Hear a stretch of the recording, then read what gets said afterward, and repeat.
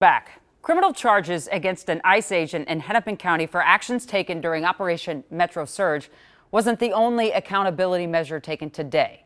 A federal tort claim against DHS was filed on behalf of Aliyah Rahman, the disabled woman who was taken out of her car forcefully by federal agents and carried by her arms and feet into custody.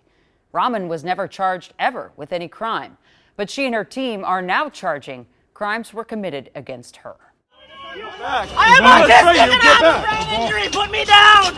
This video doesn't just show how Aliyah Rahman was treated by DHS agents on January 13th while on her way to the doctor.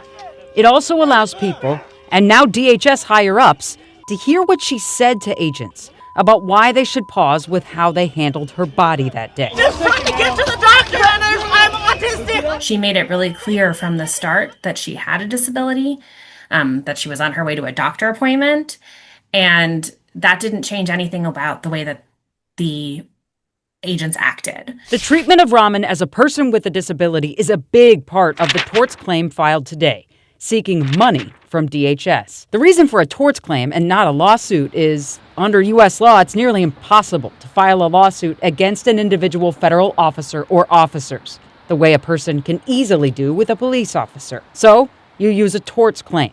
It starts the legal process. And if they do not respond within 6 months or they deny her claim, then we can go to federal court, which we have every intention of doing if they don't respond. As for Aliyah, she's ready, with this claim now filed, to fight for her rights that she says were ignored that day. I want accountability for what happened to me, frankly, to correct the invoicing.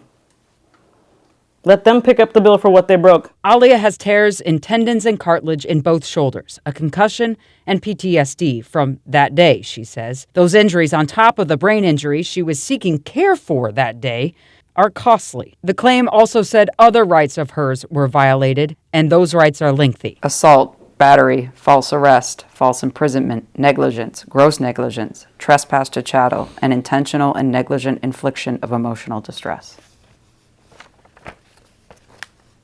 Quite a list, huh?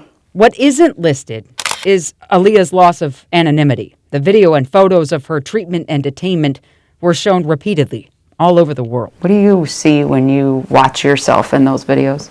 I didn't ask for that to happen that day. I didn't ask for certain decisions to be put in my lap, but I have a responsibility at this point as someone whose experience was actually captured on film. It takes me a second to understand.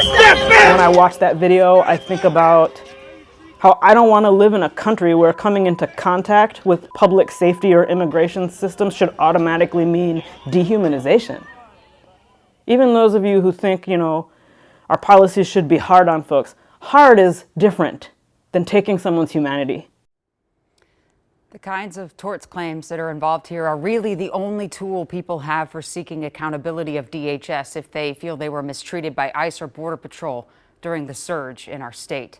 But according to the Washington Post, more than 400 torts claims were filed against ICE just in 2025, and adding claims from 2026, like Aliyah's, to that list would mean ICE and DHS are facing millions, if not billions of dollars in torts claims. I'll be right back.